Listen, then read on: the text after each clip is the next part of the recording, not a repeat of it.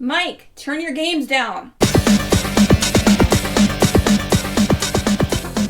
Hi, everybody. Welcome to episode 364 of Games My Mom Found. I am Mike Albertin, and who's in a weird sequel with me tonight? Did you guys do an order earlier? I typed it in the chat, never said it. Dominic, you go first. Hello. I have my signed copy of Xenosaga 2 locked and ready to go. It's Dominic. I'm here for Kingdom Hearts. I'm here for Xeno whatever. I'm here for a lot of things. You have been, yes. Hey, I'm Kyle back from the RPG show again, guy who does all the RPGs, and just like Momo, these days I feel more like a combat model. And hi, it's Trey. I'll be sure to send you some flowers, Johnson. Oh God. That's So- what Junior said that. That just pierced my brain in a way I did not imagine. from Nintendo Main Podcast, by the way. If you Well didn't- done. I've been on a few of these, but yeah. Yes, you have. And you'll be on a few more coming up, actually. And Dominic was on there too for a Xenoblade Chronicles X episode. Thank you again for having me. Yeah, of Ooh, course. nice. So we are here to talk about a game that I was excited to play, and then I played it. A Xenosaga Episode 2. I am not even going to bother with the German words. Jenseits und gut und böse, roughly. What he said. Developed by Monolith Soft, published by Namco, and came out in 2004 in Japan and 2005 in North America on PAL. Yeah. It's So not I called always- Nephilim song, or is that the other one? I don't know. Wasn't Nephilim in one of them? I know they. I mean, Nephilim's in all of them. Yeah. I mean, but is it in like the subtitle or whatever? Nephilim, no. Oh, okay. I don't know. No, what this is just three- beyond good and evil. 3 is Assel Sprach Zarathustra. Yeah. What does anybody know what it means? The subtitle of the second one that we played. Beyond good and evil. Beyond good and evil. Oh, okay. Was it before Should the GameCube PS2 Beyond Good and Evil? No. But all of the subtitles are Nietzsche titles, so you can tell they're very well read. Sure. So it's even Such a before. fantastic series of games to make you read actual literature just to understand what the fuck is going on. You just watch you watch YouTube. What you do. I You let mean- someone else tell you what happened. Hey, When no, I this was was 12 2005. That didn't exist that while back. No, it did not. When I was 12, I certainly did start looking at books and things. Books are So Mm. they So always- got me in there. Let me start these off with my memories. Never played this before. I never wanted to play it before because I never finished 1. I thought 1 was garbage when I was a kid. I was wrong. Mhm. So this is my first time ever playing this game, unfortunately. And Dominic. I was a huge Xenosaga fan in the late 2000s, early 2010s. This was the bane of my existence. I beat 3 before I beat this one because I was so sick of playing this game as a kid. Wow. Yeah, I mean, I was here for the Gears episode, here for the first episode. I had those games as a kid, loved them, played them a bunch, but I never played this one, so I thought, heck, let's keep the train rolling. Jumped on. Yeah, I've never played this game before. I had purchased Xenosaga 1 for that episode. Not for that episode, just because of... I think I got it because of the DLC for Xenoblade Chronicles 3. But yeah, the best thing about this is I learned how to use an emulator on my Mac, if you can say that. Congratulations. Hey, And save states really help a lot. If I didn't have those, I probably would have stopped playing this game after the first couple hours. That's for Same. sure. Use time 2 speed as well. Oh, I couldn't figure out how to do it, but I really wanted to because it's so Should have. slow. I was didn't really- use time to speed. I should have. I was really thinking Yeah. about. Well, I mean, there's so many cutscenes in it that would have been affected by it too. I would think so. I don't know, You can. but also I couldn't figure out how to do it on my. it's not as simple as it like on some of the older systems. You can. I mean, it also can really fuck up emulators sometimes too and crash them. So I don't do it on PS2 and stuff. I've done it in like old SNES games, like when I play Dragon Quest later this year or soon. I will be doing that. So Yeah. But Are Usually I you, just set it are you doing to a a quest? hotkey. Are you doing a quest episode? 1 and 2, yes. Oh, hi. Yeah, I'll be on that Can I one. be on it? Let me see Can I what be I on have. it? I got Dragon Quest from Nintendo Power when I was a kid. When they handed it out for free. Nice. Oh, and what was it? I'm a huge Quest fan. If you need extra people. Okay. I will also look. say- I forgot that you were. I bought my copy of Xenosaga 2 new at a GameStop when they still had new PS2 games in like 2009, 2010 for $20. Nice. Yeah, that's It's also That's what this signed by game one is of the worth. voice actors. great price. No one should pay more than $20 for this game, even though I think you would have to if you decide to buy a real copy, because it is not cheap. I Also, saw- The series Cool is on not fishy. signature though. I did see 2 at a used games shop in Champaign for $60 is what I saw it for in person. Of Xeno. It's more expensive than eBay with shipping. Maybe so. Oh. Yeah. It is. Someone selling for $50, free shipping. Somebody selling it for $38 with $5 shipping. So this is a while ago. Oh. When I saw it. I mean, I don't remember how long it was, but yeah, it was a live action games in Champaign. Nobody should buy it. It was. I think it was after. It might have been around the time when I was playing 1 for the show, or after that. That sounds right. I think you brought it up. I thought about I was like, oh, I could get it for $60, but I'm glad I didn't. Me too. I would have felt bad if you would have paid $60 for this game. For me, I would have felt bad. Well, I mean, I wouldn't have. I wouldn't have been that upset about it just because of my love for the other series. Game. It would just be like a collectible, but you would never had the third one to complete it, most likely. Well, I would definitely wouldn't pay $300 for that, which I also saw physical, I think, in the same store for $300. I'm like, no way. By the way, the $20 I paid, the case was also broken, and it's still broken to the this day. Damn. Just like a chunk missing from the bottom. Just want to check on that. Use a different PS2 case and switch the inside. Switch the artwork. I mean, I could, but this is the iconic. I bought this new. Probably the last PS2 game I could have bought new anywhere. Really. So you said it was signed. Is it signed by Christopher Smith? It is. Okay, yeah. Joker and Lego Batman. Did not realize that was the same guy. Which voice was that? Kevin. Which one did they do? I mean, who did they play in the game? Kevin. When he cops. Yeah, Kevin. Which one's Kevin? If you're confused as I was, the Red Shion's boyfriend and the Red Testament, basically. Wait, the annoying guy that has a crush on her? No, that's Alan. That's Alan. Her boyfriend died in the first game in the flashback with Cosmos, and you see him once twice in this game. Yeah. Okay, I was like, who the fuck is Kevin? I put 30 hours in this game, and I don't know who Kevin is. I was wondering the exact same thing when he said about it in the green room. I was like, what are you talking about? So this game is a continuation of the first one, obviously, like a direct continuation. But somehow, within the second that the first game ended and this game picks up, everybody changed their looks. For some reason, even though the graphics and the graphic system decided to change it for some reason, and I don't like it. I do not like how anybody looks in this game. I was thinking that were they trying to make Xion look like a fucking Final Fantasy character? That's kind of what I sort of got from it. They did. I don't know. She looked like whoever. I don't know. Maybe one from. Or I guess 10 wasn't out yet, right? Or was it? I don't know. When she breaks her glasses and she's like, oh, now I have perfect vision. It's fine. I don't need them anymore. And I was like, all right, what are they? I don't know. She reminded me of some other generic female character from a Final Fantasy game. It's like what I thought of once they did clothes. Once she changes outfits, it's a clothes. It's worth mentioning that this is the westernization of the series. Yeah, I thought they were trying to they redid all the designs, but they also wanted more expressiveness, and the original game didn't allow that in its graphics engine, so they had to rehaul a bunch of crap and just did not do a good job. But it's too sexy. This was their full push, and this was the one that came out in Europe. This is the one that came out around time the anime came out. They were really pushing it. Yeah, how'd that go? Made with the first one on DS right? A year later. That's how it went. I thought it was still incredibly wooden, the acting in this or whatever in the CG. I mean, the expressiveness didn't go through. Didn't go through very well. I did hear on this actually that so they changed a lot of the voice actors over, but they didn't give the voice actors on only the second game the script or the context of the first game. So you can tell they go into these scenes having zero idea of the motivation. They just probably got a blank script with no direction in any way. And that's why the people who did the voices in the first one, you can tell they were continuing that character on. It's just such a weird dichotomy of every single scene in this game. Well, the first one had so many voice actors that at least sounded unique and distinctive. Yeah. Were they all recast for the second one? Junior wasn't. But how many were? Ziggy was not recast. I think Momo was the same. Momo sounded different though. Oh no, you're right. Yeah, sure. Momo's got. So I don't know if you guys ran into this, but whenever you're healing with Momo, her voice always sounded really strange. The recording sounded different than everybody else. Where she's give me your strength or whatever. It always sounded so strange to me. I don't know. That could very well be. Albedo and Guinan are the same as well. That's Crispin Freeman. You can't recast Crispin Freeman. I didn't notice any of this.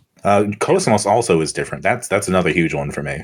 Yeah, that was the biggest one. I only knew that there were changes because you said it in the chat. I had no idea. And I read it too. But it's been a minute of course, Chaos is different. That's a big one.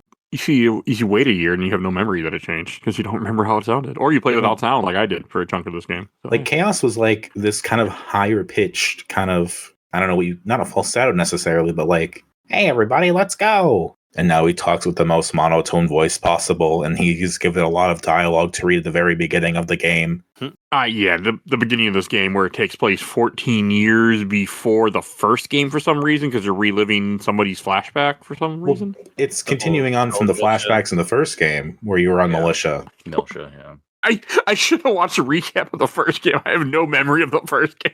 So in the first game, you see sort of what Shion's going through. You see what Junior's going through. And then in this, it starts with what Shion's brother Jin and Chaos were doing. Was Jin in the original game in the first one? Like one He was cutscene. mentioned, yeah. Okay, because I was trying to, because it's like, oh yeah, here's my brother, Sir, not appearing in the last game or whatever. I was like, wait, who the fuck is this guy? Which he's like, It wasn't just me. I was like, was he in the other one? I really Yeah, don't they video call for like one scene early on. Yeah, I was trying to remember if he was in. I didn't remember him, so I was like, oh. I didn't either. So I mean, like it's the thing. Like if this was as plans had gone, the original disc 2, this would have been, hey, it's new disc, new character, hell yeah. Yeah. Now it's just, hey, he's just here now. and then and Shion, like, she's trying to hide from him. She's like, I don't remember this guy. That's why I don't want to talk to him. Yeah, they have a bad relationship because of parents and the big age gap between them, and they don't get along. Which is like one of the few things I think the game does really well is portraying that like awkward sibling. We're kind of forced to be together in a way, but we don't really like each other. Yeah, she doesn't like his used bookstore either. She's like, fuck that place. I mean, he turned their house and sold their parents' stuff in the bookstore. That's why she's mad. Which, you know, this is also this game's take on Saitan. Yeah, which bothered me a lot. Why is that? Because I have an unhealthy relationship with Xenogears. I love that game, and for them to try to like remake a character, makes me upset. I just want more Xenogears, and I can't have it, and I'm upset. Stupid. I guess that's fair, but they are like distinctly similar. I know, but it bothered me.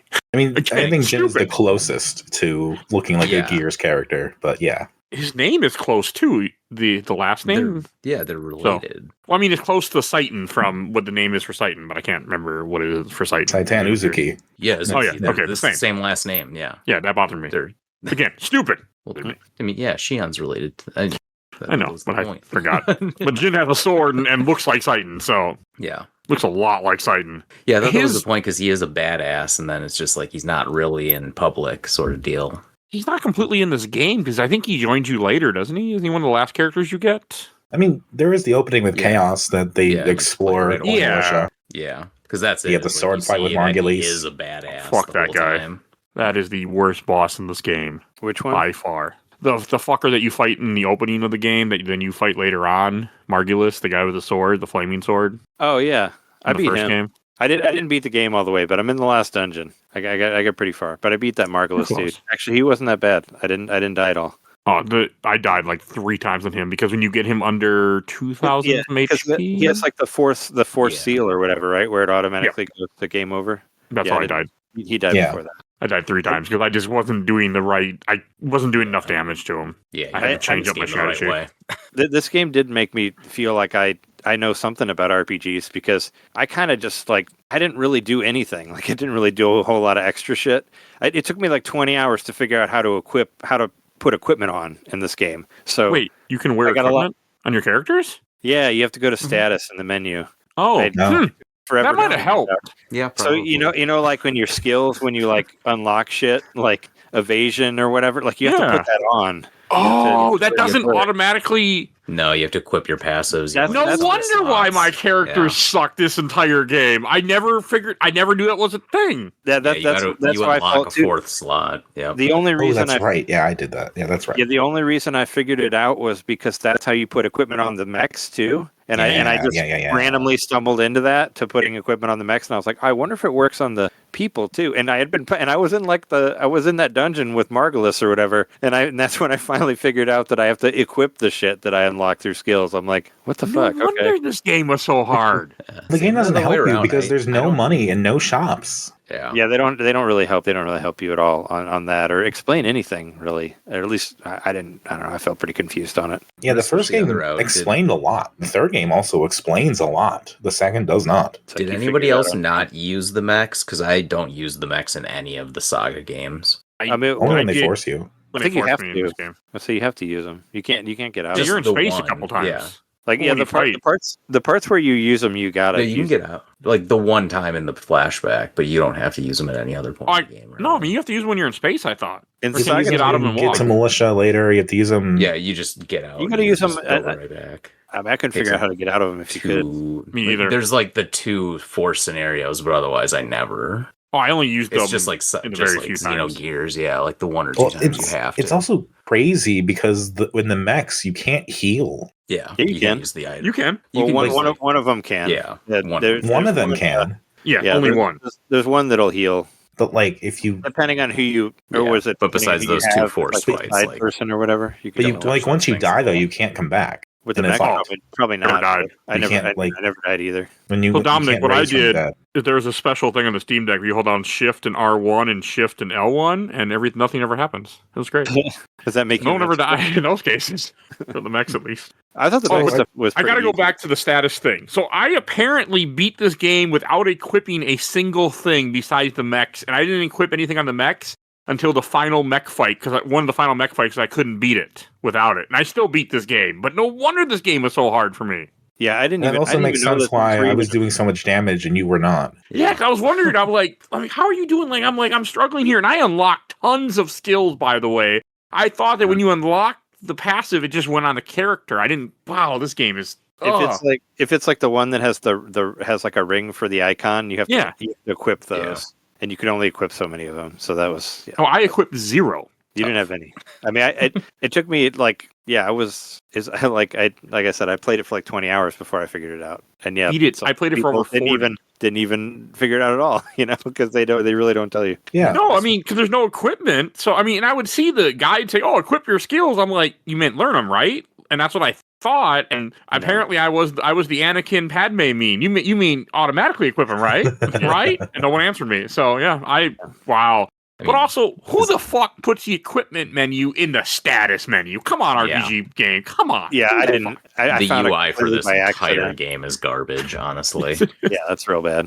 It's just one of those things where it's like, man, if you had spent more than like a year on this, it really could have been interesting. But this game is defined by how much they cut out of a game they already cut in half. I felt like they really, I don't know, I was like, maybe they wanted me to remember more from 1, because I really didn't. But a lot of the stuff is similar, right? Like where some of the locations are, and like I don't know, some of the towns like kind of have the same places. Yeah.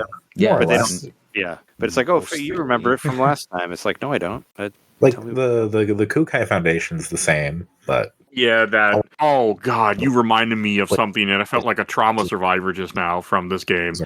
So I don't usually mind. I know I'm using a bad metaphor there, but that's all what I thought of the way there's like flashback in my head. So I usually don't mind fetch quests, and I have played many games in my life, many games for this podcast. I have never played a shittier game with fetch quests where I spent hours running back and forth with doing one quest at times, and they could have made it so much simpler. Then I find out, oh wait, there's even more fetch quests to do after. Like one, I had to go deliver letters, and like I can't just like teleport. I have to ride the ship, watch the cutscene. Oh my God! Yeah, like the fucking Good Samaritan bullshit is bullshit. Yeah, it would say like the global, the GS, the Global Samaritan, or whatever. I didn't do any of those, by the way. I didn't do a single one of those. I don't know. They're kind of worth it, honestly. And like usually the fetch quests aren't so bad in JRPGs, but this one's just terrible because just the traveling. It is literally singularly the traveling screens that suck about this. Like mission that should maybe take all of 2.5 minutes takes 45. I figured that was like padding aside from that's it. Yeah, because there's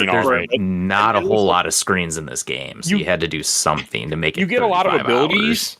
And there's like a new game plus thing too, where it keeps going after that, and you can keep doing there's multiple quests you can't do until you beat the game in order to complete all the Global Samaritan. There's like 3 of them. I did every quest except pay off the debt, which you have to beat the game to do, Ashley, because you don't get enough items to sell. Yeah. And I didn't do the couple that you have to beat the game first because, well, when I saw credits roll, this game got deleted, and I'm never going back. So Yeah. there was no interest. But like everything makes sense why this game was so hard for me. Is because I handicapped myself this entire time. That seems like par for the course for Mike. It Honestly, does. Isn't that the meme that's for a this lot. show? Yeah, that's a lot of these episodes. Mike plays game without core mechanic. Yes, it is. But this is I also normally what not happens. RPGs, I don't normally do that. But this is also what happens when you take a franchise that is authored by somebody, fire them, give it to different people, and said, "Okay, good luck."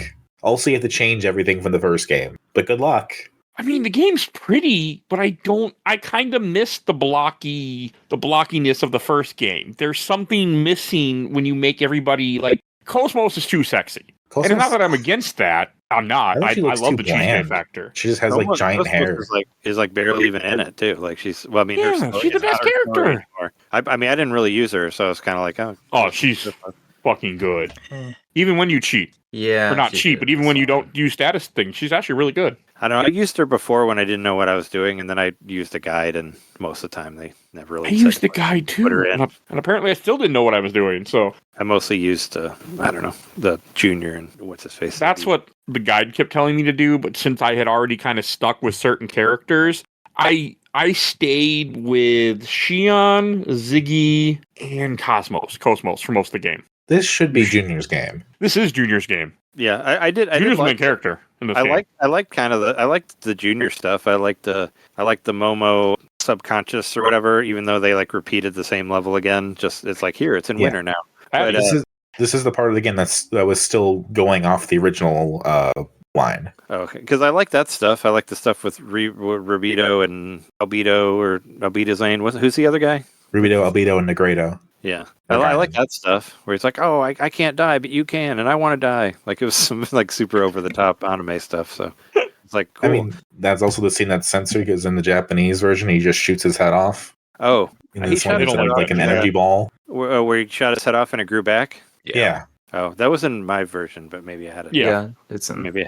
But in Japan, they don't like beheading. Yeah, they just gave him a pistol. And this one, then the American version, they gave him like an energy ball. Oh, okay, never mind then. I like that stuff though. That part of the game. Yeah, that's interesting character development. You know, especially because you see Momo and Sakura and like where that comes from. Yeah, the part where Momo's getting her data stolen or whatever. Like I thought that part was pretty cool. I mean, that was one of my favorite parts of the game, and then it got confusing after that. Oh, it gets bad. Yeah, for I think you're a little quiet. All over the place the story is. Like, it's really cool that they did such a great job with the relationships between a bunch of characters. Like, it was really nice to finally, after you see Ziggy kind of get this weird first game backstory, to see him come through and actually, like, pull some punches and make some things happen between Momo, Sakura, and yeah, I mean, Julie. There's good stuff with the characters. There's good stuff with the story. Like, there are good elements of this game, but the basic gameplay, the battle system is hot trash. Yeah, they took all the good things from one and threw it in the garbage for some reason. I have no idea why. And the leveling system is also trash. Like, for the combat, you have square, triangle, but then the whole idea is that you do the stocking, where you essentially just use one turn, let's say here, defend, for lack of a better example, in RPGs. And then you get a bar, and then when you do it, you would use those bars to have an extra attack, and the whole idea is that you have to do the right combo on an enemy so that you break their defense, and then you do a bunch of damage to them. But it is just ridiculously stupid. It's to the point where, like, the basic attacks do anything. Yeah. No, they don't. It kind of felt a lot to me like an early, like, Bravely Default Octopath Traveler sort of thing, where you, like, where you like wait and then you build up your attacks and then you can attack more. Like, it felt like a really early version of that same sort of thing that they do. And the same with, like, the different combos. It's like, in Octo, where you use all your different elements and you figure out which one works and which one doesn't. And I kind of liked that about it. Like, that I felt that made the battles a little bit more interesting, just trying to figure out what to break, whatever the button combination was to break them to get more damage and that sort of thing. But yeah, I don't like. But it kind of sucks when it's every character. The break patterns are cool, but I hate having to use 2 of my 3 characters to make it work. Like, that's it. If I could have one character make it work and then stack 2 characters worth of damage for bosses, that would be fantastic. But it's always like you have to pick your one character who's going to be your DPS or your big hitter. and then your other 2 are kind of just worthless, and then you just set up damage every 5 rounds in that way. Yeah, I didn't do that. I was never able to break certain bosses, like that asshole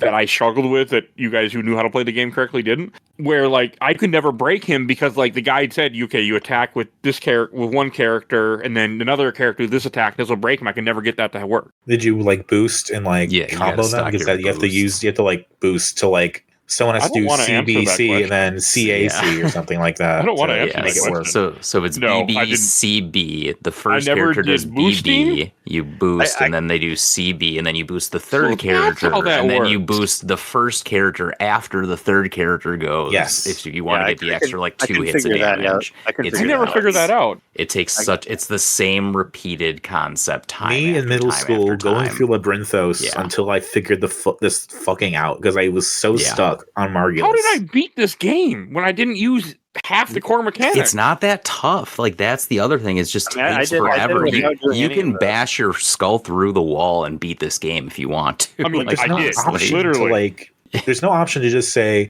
"Hey, it's a weak enemy. I'm just going to bap bap bap," and they're dead. yeah. That was annoying. Yeah, it felt like it took forever. If you weren't basically I didn't figure out how to do any of the stun stuff like from using different characters together. Like Me I either. read about it, but I still couldn't get it to work. And I tried doing what you're saying, doing like BC, BB or whatever it said, and it never seemed to work for me. So I just stocked everybody, and then I just attack, and then I stocked everybody again, and attack, and that's how I beat everybody. That's how I Yeah, beat all all you the had to do was bosses. boost Yeah. them. And I just so that healed a good. lot, made sure everybody had Medica all, or as I call it, Medicare for all is kind of what it looks like. Yeah. It's not that. We'll never get that, but at least we can pretend in this game. But yeah, Yeah. it's, You I were just close. I healed a You lot just- and comboed a lot, and that's So- how I got through it. I have a question. So even though I Yeah. never equipped abilities, I did have one of the early abilities I learned where whenever I would do the stock, they would end up earning back some MP. some of that Oh, yeah. is passive. That was there a are skill some that passes automatically. you don't. Oh, okay, And so there are some of the that you ones have I to got were equip. passive, but some were supposed to be equipped, and I never did it. Yes. Okay. The icon. There's 3 types. There's a It's like the icon spell, that there's a shows- super passive, then there's an equipable passive, basically. And Man, I still Yeah. can't believe that Yep. I was like learning all these skills, and I even went after a bunch of the secret skills because you have to find skills in chests and do terrible mini games to unlock some. Oh god, the mini games in the game are awful. And unlock yeah. stuff. Oh, yeah. I played like 2 seconds of that mouse one, and I'm like, fuck this. I'm out of here. I'm not doing Get this. the mouse one. I didn't do the window washing. I couldn't get that one. And I Or like think the the item fishing wasn't worth one. it. I've never fucking I played couldn't it. get the window fishing washer. one to work either. I was like moving the stick, and I was like, why is this not working? Yeah, I did the fishing one. That made no sense, but it just worked. I'm like, okay, cool, and I got nothing for it. And there was one was supposed to be where you hit like with a mole or something, but I didn't find it, and I didn't care to look for it. Yeah, I thought I I read that. pretty much skipped all of the side missions because I was just trying to plow through this game. So I was just trying like, to, too. I was like, oh, what's the next thing? Let's just go to that. I'm like, GS didn't do any of those. I'm like, or the global thing. Like, fuck that. Don't need that. I did some segment things just because of just if it was convenient, but Yeah. Just I don't know, I really was good having a items. hardest time trying to fucking find Azuki's house earlier. It was driving me nuts. You also can't even do all the decoders until you beat the game because some of them are locked, what I heard. which is to the quest that aren't open until you beat the game. I'm like, what the fuck is this bullshit? So you can't get the ultimate robot or whatever like you did in the first one, right? Because I got I the don't think arms, so. but you can't get the rest of the shit. I had everything but the body. Yeah, because that's all later. It like, why is this It stuff? wants you to keep playing, man. It wants you to just have one. yeah, there are Make a better post-game game. bosses. So Yeah. I haven't hated an RPG the way I hated this RPG in a long time. I mean, I hate played this game. Yeah, I'm sorry that you went through that. Yeah. Eh, I don't know. I you mean, guys But are also, good I games. agree. For sure, It's, you have to. it's so frustrating from a story perspective. Like, there is some good story stuff, but it's not grandiose in the way the first one was. It's No. confused a lot of the time about who's like doing the stuff. Who's the main character? Is it Junior or is it Shion? And why does Shion act the way she does? It doesn't give you that perspective anymore. I didn't It's feel that. literally Yeah, like it did a whole 3 lot of separate everything. stories just Right. mashed into one thing. Yeah. altogether. She's like, I'm going to go steal a thing because I'm compelled to, because Nephilim was there and I need to go chase my feelings. Mhm. Sure, Doesn't make I any guess. sense. We'll infiltrate Vector and steal a ship. That didn't make sense either.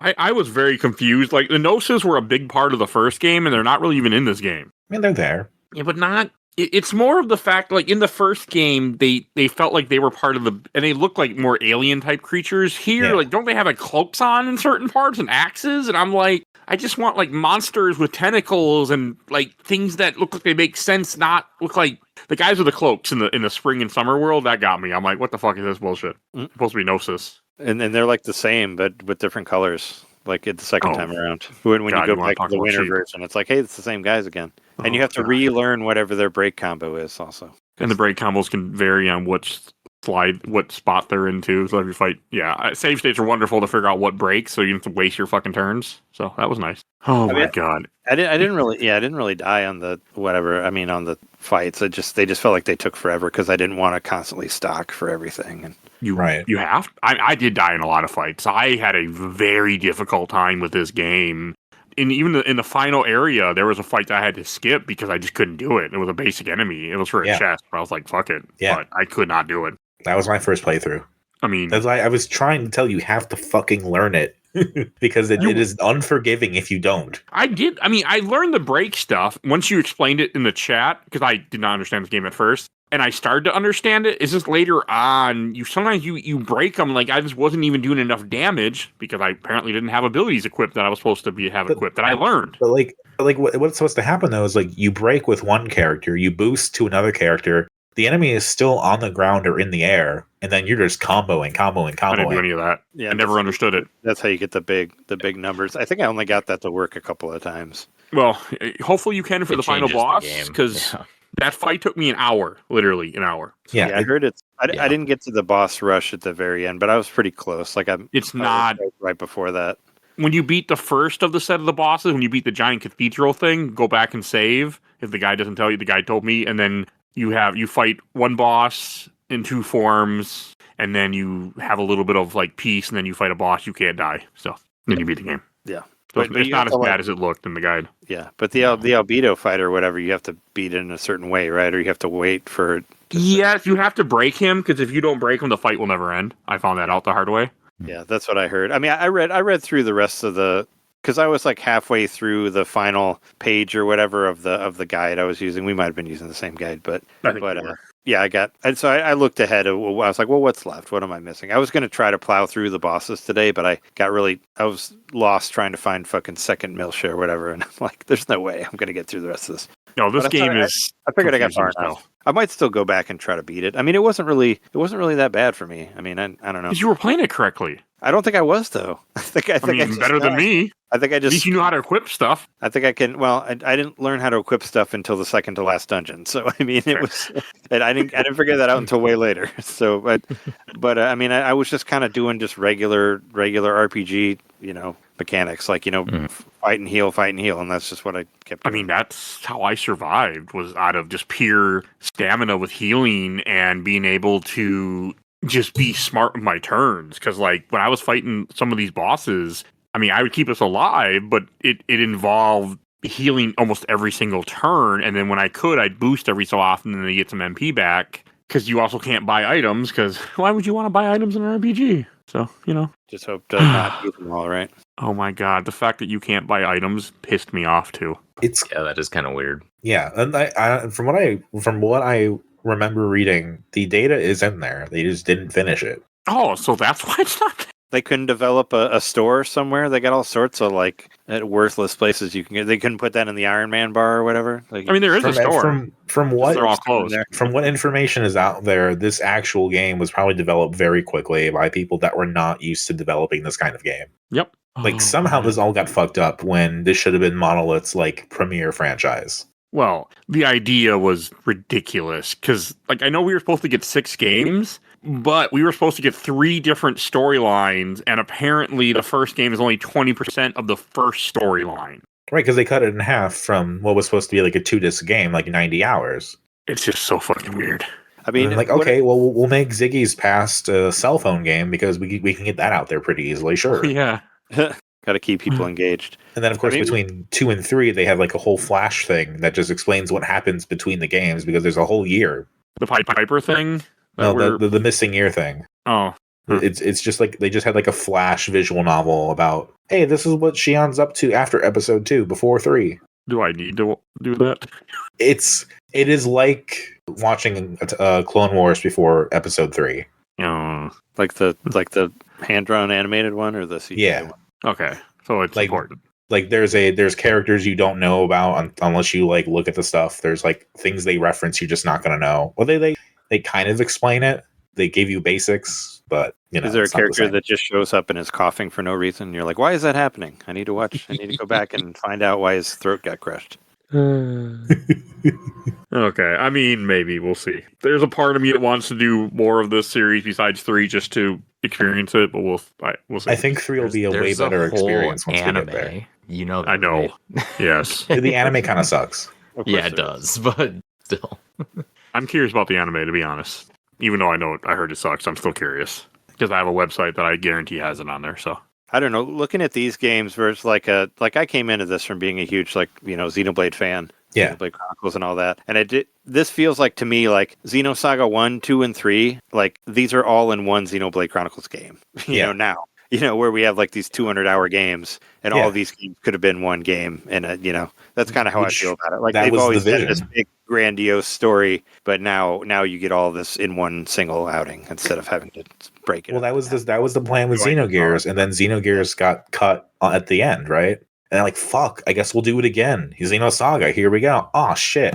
We got cut in half again. Not that one either, yeah. At least eventually they finally got there. And Nintendo was like, hey, you like making these long games. Don't call it Monado, call it Xeno something. Those are actually supposed to be good games, right? Kind of looked like that one guy was wearing a Monado on his shirt. I forget which one of the bad guys has like on his collar. Looks like he had the Monado design there. I was like, hey, that's the Monado. I know that thing. Also, Momo Subconscious kind of reminded me of the end of the DLC for Xenoblade Chronicles 3, where they do reference Xenosaga in there, but they have there's like a porch there. There's like a house and a porch with like the swing and the seats and all that. Yeah. I don't know if it's supposed to be the same thing. I mean, I imagine it has to be a reference. But I thought it felt the same. And I watched the ending again of Xenoblade Chronicles 3, the Future Connected or whatever, and the house looks a lot bigger, but it still kind of has that same feeling of like Momo Subconscious. And I think it's supposed to be one of the other characters to be. So that was something cool. I was like, oh yeah, no, that really feels like that part of the end of 3, which I really liked a lot. So that was cool. It reminded me of other cooler things. But I wasn't that mad about it. I thought Xenosaga was fine. Xenosaga 2 was fine. I played worse. Okay, the first disc. The first disc is like 8 hours long. Yeah, the first disc was pretty quick. Yeah, once you beat Albedo, it goes to the second one. And like the first game is like 40 hours. This game was 40 hours. One disc. Well, that was only one disc, right? Yeah. Yeah. You also played all the side quests, which granted, there's a lot of padding. Yeah, I did because I was trying to get stronger because I was suffering, and I also did a lot of leveling too, where I could, because this was a game that I didn't need to pay a lot of attention to, so I could easily just play and do other stuff, which is how I got through this game. But God, that sounds miserable. It was a miserable experience. This wasn't a fun experience. All the amount of breaking you need to do to get through that, just hours of breaking down enemies. Oh, and also tons and tons of like watching stuff on YouTube and anime when I'm playing this game. Like I watched Dragon Ball Super. Like I did watch all the cutscenes. There's 4.5 hours worth of cutscenes in this game. But no, probably the padding's all the fucking fetch quests are awful, and the mini games that they make you do are also awful and stupid. But you get items.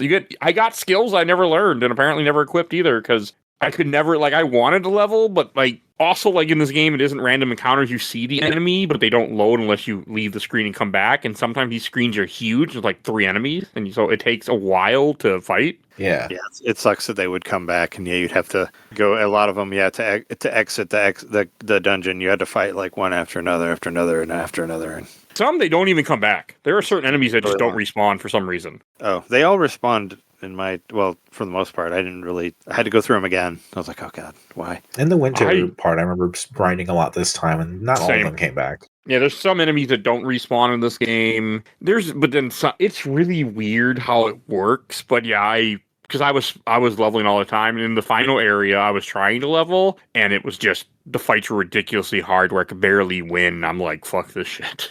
Yeah, it kind of makes it a little hard to grind too. There's the UMN stuff, but that's not really. It's not as good as the first one either. Aside from leaving a room and coming back, and then I didn't really grind on for anything because it's not really. I don't know. It's harder because there's not random battles. It's long. Whatever. And it takes forever to get through one. I don't know. nothing about this game is easy or simple where it should be. And these are like, this game fails in the basic RPG mechanics. It fails. Like, you got to have a good battle system. You got to have equipment. Okay, I mean, I play games on equipment. Okay, like, you can do it, but this does not do it right. And no, if you're going to have equip abilities, you have a tab that says abilities. You don't have it. You don't go in the status menu to find abilities, especially when you don't have to look for experience, because normally I would go in a status menu to see how much experience I need to level up at times. I don't need to in this game because it shows me all the time. So why would I even go in the status menu? Yeah, I really don't know why that would be there. Yeah, because like even when you get poisoned, like that goes away after every battle. So yeah, so there's no. You even look at your status because any thing that would fuck up your status is gone when you're not in the menu. I don't know. Yeah, status is usually like, hey, this is a blurb about the character. This is their stats. Yeah, sure. I mean, it just makes no sense. And the first game had money and equipment and item shops, right? The first game also had several different like skill point systems that you had to go into the menu and fuck with. Yes, too. Okay, I remember that. Yeah, where you had to do a lot of skill upgrading. I thought it was a little bit less confusing though. I felt like in a way, but they also still made you equip them. I'm assuming there was a menu that said equip, not Yeah, it's a little more obvious. Yeah, the menu you learn the skills on, you could also set them on the same area. But in this one, you had to unlock them and then go into the different branches and then equip them on a whole separate part of the UI. So it was those little rings are the ones that you had to equip, correct? Yeah, the ones with the ring icon is the one that you had to equip. I learned a lot of them. I bet. Episode 3 does make this all easier. It's a good thing I put 3 on the list before I finished this game, or actually really played it. I was like, oh yeah, we should do 3. I'll add 3 to the list because, I thought we were in this for the long haul. I thought that was part of the. Oh, I was doing all 3. I just wasn't. It might have been longer because this game hurt me. And we got to do Baten Kaitos too. You have it. I need to actually play those. So. I have it too. We got to do Baten Kaitos. I have the GameCube ones and the Switch one. You just let me know. Me too. I got both of them. I got it on Steam. Let's do it. But yeah, every time I've gotten stuck. Both games have gotten stuck right when the disc changes. I'm looking forward to getting over that hump. I don't remember how far I got on the GameCube one, but I got pretty far. But I don't think I beat it all the way. I've always wanted to. It does get hard. I never played them. So, Mike, let's blow your mind a little bit. Sure. Did you know in this game we made Junior's dad? No. The what? We made Junior's dad. The Relian, right? Or the guy that is in the past and on your ship for some reason? That guy? No, not well. I don't know. Kind of. Dmitry Yuriev. Mm-hmm. You're saying names, but it doesn't mean anything to me. he the whole time he's been living in Guinan. Yeah. Just you're talking about when he changed his hair all of a sudden? Yeah. Yep. The bartender from Star Trek Next Generation? Not Whoopi Goldberg, unfortunately. Yeah, that's what I kept thinking of when I saw it. I was like, 10 forward? Yeah, let's go there. Be a better but game. Probably a reference nonetheless. Sure. Mm-hmm. Yeah, so he's been hanging out in Negreto's body the entire time since, as a kid, he killed him. But he didn't kill him. Whoops. Forgot about that. And now he's just hanging out doing some hood rat villain shit. I didn't understand the story of this game, really. I didn't understand anything. He's the one that the Y data is for. The Y data is the important information that Momo had. That was the whole point of the first game. Isn't that what Jin and was after in the first flashback in the game too? Yes. And then they put it in his head so it could be released later down the road. Like, it's such a weird something. That might be something slightly different, but basically, yeah. And the other character that you can't play as, like he has data too. Kanan? Kanan. Yeah, Kanan. Yeah, Kanan. Yeah, I thought Kanan was his father. Yeah, Kanan. No, Kanan's not his father. Dmitry is his father. Yeah, Dmitry Yuriev. Who, the voice actor is pretty badass. I will say that's one of the few things they got right. Yeah, all of the URTVs are based off Dmitry. Yeah. Okay, the URTs is what Junior and Albedo are, correct? Yes. Yes, and Negrito. God, Negrito's the one that Yuriev takes over. There's also Citrine, the one girl. I thought, no, there's a whole group of girls, aren't they? Citrine's just the one they meet. Yeah, more or less. Yeah. Okay, I had no fucking idea. Like, you guys are saying things and some stuff makes sense, and I actually read everything. I listened to all the cutscenes. I even read dialogue. Like, I tried to pay attention, but this game is was just confusing to me. So the Y data was supposed to help them find Milsha, which was the planet they were all on 15 years ago. It disappeared when shit went off and the whole conflict happened and the Song of Nephilim rose out of the ground into the sky. It turns out it was just there all along but hidden. And then on the planet, they have a big giant robot named Omega. And once Milsha came back, They blow it up because the robot's more important. Okay. Also, the first game when they had mechs, it was one person in a mech, not two people, correct? Yeah, those are eggs. Mm-hmm. Those Okay, are different these mechs. are okay. That makes more sense, but I don't like the fact that these are all two-person mechs all of a sudden. Yeah, these That are also bothered me. AIMs, specifically ESs. Now, the ESs are very important because they're powered by the vessels of Anima. You know, you're making me hate this game even more somehow, which is an impressive feat. The vessels of Anima are the cores of the ESs. They're very special. They'll be more important later on, but they do talk about them in this game. Okay. But I'm impressed that you're the making me hate eggs suck the game more. first time, so the AIMs are just better. I liked the mechs in the first game, actually. I did not like these mechs. I also didn't like that in order to get like some of their abilities, it all depended on who the pilot and the co-pilot was, or the co-pilot mattered, because I don't think you could change the pilot. And then their special abilities switch. It will change depending on who the which I that's didn't the only like. switch. You can't switch the main. See, that's like one of the few things I do actually like is kind of the customization that brings. Well, to beat one of the bosses near the end, the only way to beat him was to, thank God I had the item. There was like an EMS 300 item or something that lets you stock. Yeah, where you can stock up to 300. Yeah.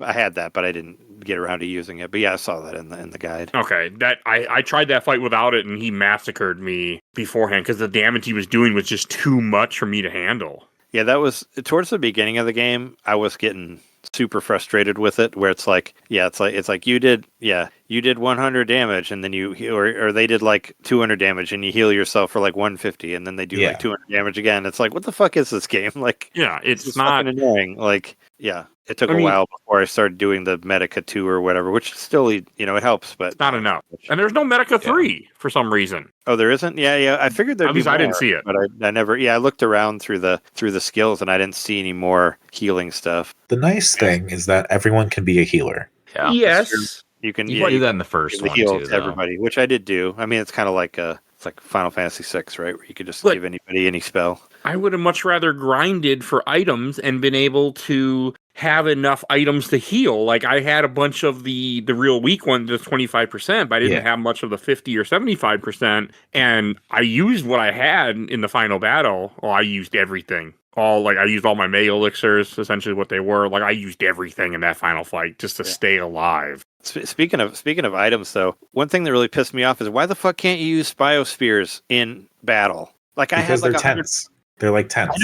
I know, but I had like 100 of them because I never used them because you get all your life back when you find the save point. Like, you don't need them. Yeah, and you get your MP back in battle. I use them while I'm fighting. I know they have the rejuvenation DX or whatever. There is one that'll heal everybody and give you everything. But I was like, the Biospheres I think are more useful in like Labyrinthos, the last dungeon where you're going down those stairs and there's no save point. Yeah, I just didn't use them. And I would use people who aren't in the party to heal everybody, and then they lose all their EP, and I don't need to worry about whoever's in the party. So I'll just drain the EP of whoever's in the reserve to heal everybody. And yeah, I was like, I'm not using these Biospheres. Like, why can't I use them when they matter? When I'm actually like fighting somebody? Like, come on. I will spoil one thing about episode 3 that I think is really interesting for as far as items go.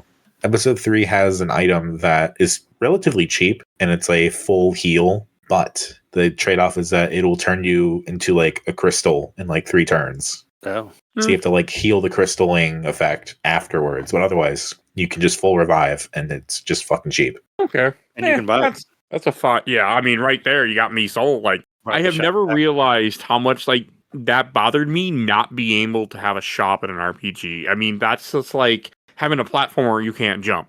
You just don't do it. Like, it doesn't make sense.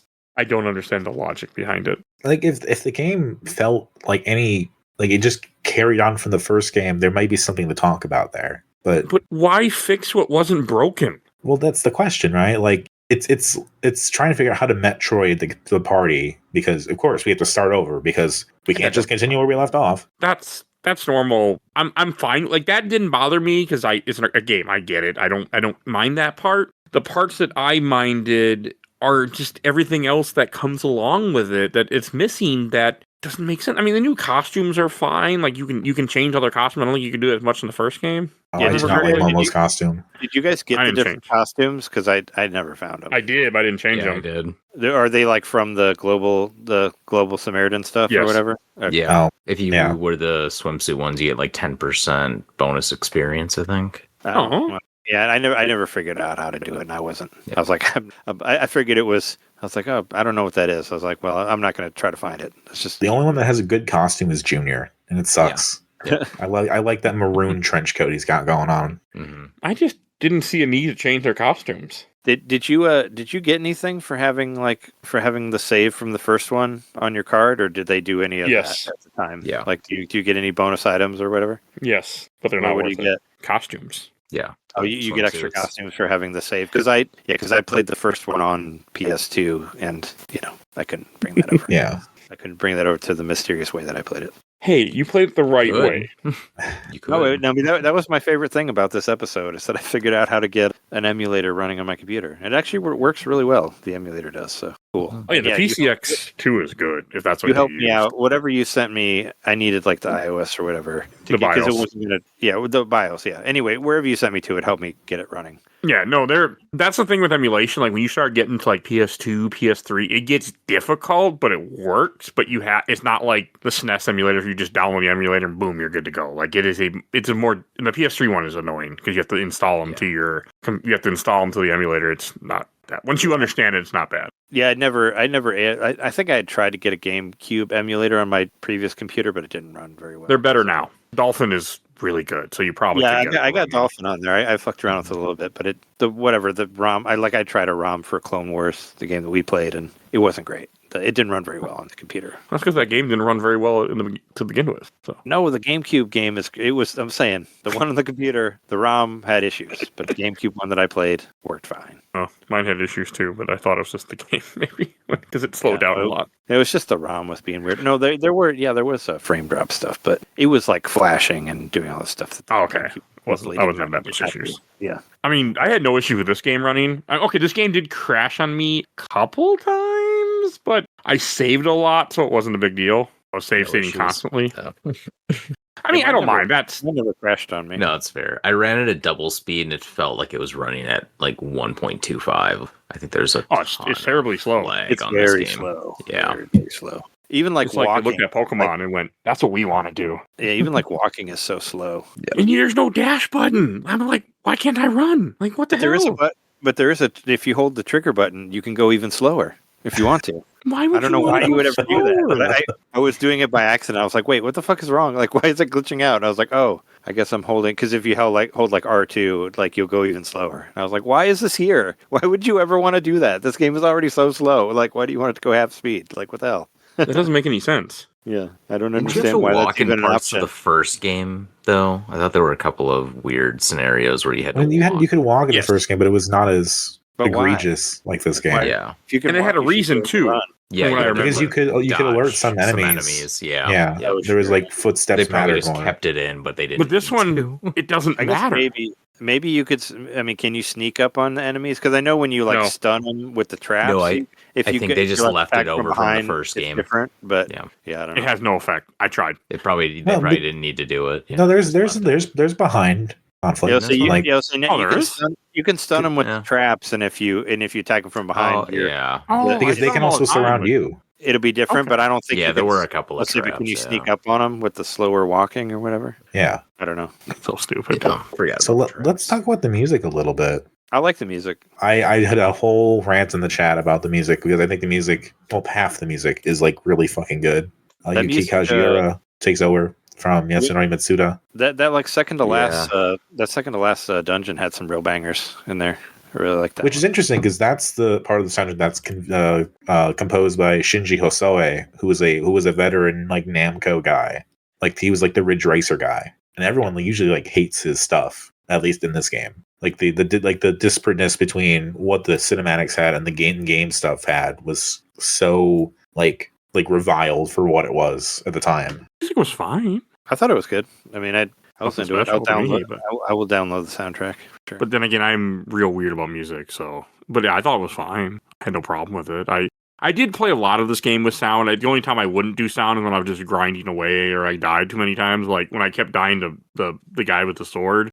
when you do that, I stopped. There was no sound. I didn't want to hear anything else. I was like, at my third time, I was like, I'm done hearing you talk. I don't want to hear you. I just want to see you. You don't want to hear him like, what does he say? Like, I'm going to kill you, Uzuki, or whatever. Something like, yeah. Oh, I heard it a lot. But I don't remember it now. When he attacks you and stabs you with the fire sword or whatever. I got tired of that. I only fought him once. Yeah, I mean, the music definitely isn't bad in this, but it's not Mitsuda, and you can tell the difference, I think, honestly. But I do think the effect that's created by the cinematics and the way the music goes for those, like, I do not think the game is mixed very well. And that, what I mean by that is that the music is not synced to the cutscenes very well. It's also like the volume is very low, but also like there are really good tracks that I think would go well in these cutscenes. But then you watch it and you're like, oh, you did it like that? All right, sure. Yeah, there's just a lot of, even some of the sound effects I think are just a little like out of place or just like mistimed in certain areas where it doesn't really help the game in a lot of ways. And it sucks because like the games that came before this are really well known for their music too. And yeah, I kind of wish they did a little bit better job. I think it's good. Like there are some tracks, but it's not even close to even, I think, parts of episode 1. They're just very different because episode 1's very cold and closed off in a way, very ethereal. This is a little more upbeat, a little more cinematic in a way, I guess. I think they're trying to compensate because episode 1 had almost no music in the game whatsoever, like when you're in the dungeons and whatever. But they overcorrected. Oh, they overcorrected in a lot of things here. So. But episode 3, again, stellar music. Yuki Kijira comes back, and I think she fucking knocks it out of the park with some really banger tunes. So we'll get there. I am excited for 3. Like, that's why I put it on the show or put it on the list already. Like, I need to stop writing the schedule for. But, like, I am excited to play 3. When is that one? Like March or something? Like May. How quickly are you making us play that one? May. Okay. We got 5 months. Get started Not now. too quickly. Got games to play, damn. I already have a beat before the end of the year. I'm loving it. There's one great thing about Xenosaga 2. It really wanted me to it really inspired me to go play better RPGs. So I'm gonna. I'm happy to play other things after this. I mean, it's the sophomore slump. It's looking back at Monolith where they were. I mean, like, you sure tried some things. Yeah, it made me really excited to go back and beat Trails in the Sky. Yeah, for me it's just tough because like I really liked 1. Playing 1, Xenosaga 1, I thought was better than I had remembered playing it originally, and then you go to this and it's like, Same. What happened? Like, who told you to change the battle system? Who told you to make the game shitty? Like, that's the other part I don't understand is like, how do you take something that was decent and then you just break it? Like, I don't like. I mean, the braking, and I don't even mean about the brake system in the game. I mean, they just broke everything. Like, the brake system, it's okay, but, like, why is the system made so complicated where you have to boost characters, which I didn't even understand was, like, and I had a guide, I read stuff about this game, I even looked up some of the stuff that, like, Dominic gave, but I thought I was doing it right, I didn't realize that I was still failing at it. So, just such a bad game. It's overly complicated and overly simplified in different ways. Yeah. And I'm just trying to even think in an area like this game came out, 3 years after Final Fantasy X, and you have to have me walk around a city world over map to get to specific parts of a city. Like, what are you guys doing here? But Xenogears did it, so we can do it here. In one city. Yeah, for Second Milsha and Kukai or whatever you had. Yeah, how many times did you get the 2 mixed up? Because for me, it was at least 3. Like, well, I missed just the chat because I was losing my mind trying to figure out how to get to fucking Second Milsha, and it turns out I had to just walk up to like the fucking captain and be like, "Hey, take me to Second Milsha." Yep. Oh, fun. And I like Googled it a bunch of times, and nobody said it's like how do you get to fucking Uzuki's house? It's like go to Second Milsha. It's like how do you get there? It's like well you can't get there until you beat this. I'm like yeah I know that. How do I fucking get there? the information online for this game, like, if I would look up like particular things, there's also not a ton of information, and some of like the guides, they're missing key details on how to do stuff. Like there was a scene I had to watch YouTube and watch somebody do it because the guide would not. They're like, oh, do this. I'm like, okay, how do I do? Like, give me something. Don't go. Oh, you just go here. I'm like, where's here? Like, this is not helping me any. So, I feel like I mean that's a lot of older guides too, where they don't tell you as much. It's just like, yeah, no, go over there and find that thing. It's like where? Okay, sure. But sometimes you can find the information in other places. Like this is a game that you can tell not a lot of people want to talk about, and I understand now why. There's a ton of information about this game. Like It's one of those things. Like when people say, "Oh, I want a Xenosaga remaster," I'm always like, "Okay, but how are they going to fucking do it?" Just put it on. I just want them re-released. Let them. Don't even. You know, they don't need to do anything. I Each just game want is completely people, different. Yeah. But just to be able to let people buy these games again, that's what I want. Like they should be on Steam. You just buy the PS2 ROM essentially. I know it's not as simple, but make it work for PC and just like here, this is what you get. And I think that would be an acceptable idea because I don't really need these games remastered. I just want these games to be available for people to replay them. Yeah, I mean, you could just release them as is. You know, like maybe. I mean, I figured that like they just don't care or they don't want them to come back in any way. You know, they're like, oh no, we're just going to keep moving to the future with the Xenoblade stuff. I mean, I'm thinking it's a little bit of both. I mean, maybe Namco doesn't have the stuff or just don't care. Like. I mean, Namco, I'm surprised. Well, because, Monolith works with Nintendo now, but Namco does too a lot. So, I mean, Monolith is owned by them, though. That's the difference. Yeah, no, I know. But but Nintendo also does joint stuff with Namco. Like, Namco worked on, like, Smash Brothers and all that shit. So, I mean. Yeah. But they also own part of Namco until sometime in the last 10 years, I want to say. Yeah, I don't know. I mean, they could, regardless of however we feel about it, they could still make some dough off of it. They could, absolutely. I mean, they did the Baten Kaitos remaster too. Yeah, I just want it to be available so people could buy it on Steam, like me, if I wanted to. I'm not saying it's worth it. I feel like it should exist. I would buy it if it came to Switch for sure. I would totally buy it if like a Xenosaga trilogy. Even if I had already played 3 and we'd already done an episode about it, I'd still fucking buy that shit when it came out. Just to for $20, have it. Yeah. I would buy this. Yes, I used to dream about getting a trilogy on the Wii U. Even what else is coming, guys? Come on! That would have saved the system. Put a Xenosaga trilogy on there. That would have been funny. Yeah, it's just kind of a tough one because I think if they wanted to re-release it, it'd have to almost be like a Kingdom Hearts 2.8 thing where you put Pied Piper and the year, they should in there and all that kind of stuff, and you'd have to like make them not playable and just a story thing. But like looking at some of the numbers, this game just did not sell well at all. No, that's really it. I understand why though. Yeah, less than 500,000 copies, I think. And this is the one they pushed. Everywhere. Yeah, so it's just like, but you're not going to get a lot of that. Yeah. But I mean, I just feel like with the fact like so many games get re-released nowadays, like why doesn't this just get thrown somewhere just so people can buy this trilogy? Because even though I say I wouldn't, if it would have been on a sale, I would have picked this up on Steam just to have it and just support Absolutely. Because even though I say like I know me, I bought Suikoden 1 and 2 on Steam for more money than I wanted to pay, and I could have easily played the PS1 version, so it isn't like I don't know how to do it. I got those games too. So something else to mention is that there was so much fervor and speculation about what happened with this game that one of the writers wrote a whole blog post about her role and like what she could tell people. Soraya Saga, who is Tetsuya Takahashi's wife, and wrote like half the first game. So she talks about a lot about, I did not cause any delays. I did not cause drama. I'm not that expensive. This is not my fault. And then she talks a lot about some of the plot points that were cut that she was involved with, that she had. So some of these things are addressed in episode 3, but like there is the whole idea of Junior being able to mature as an adult, like have the whole Emeralda thing come to fruition from Xenogears. And there's like showing how Sakura died and how what Citrine is like is a more expanded character, and Gion actually having like a spiritual awakening, like what's going on with Cosmos, just a whole slew of things that this game was meant to address, but they just fucking cut it. Well, from the sound of it, the guy that was in charge of this was not good at meeting deadlines either. So that was part of it, I guess. Yeah.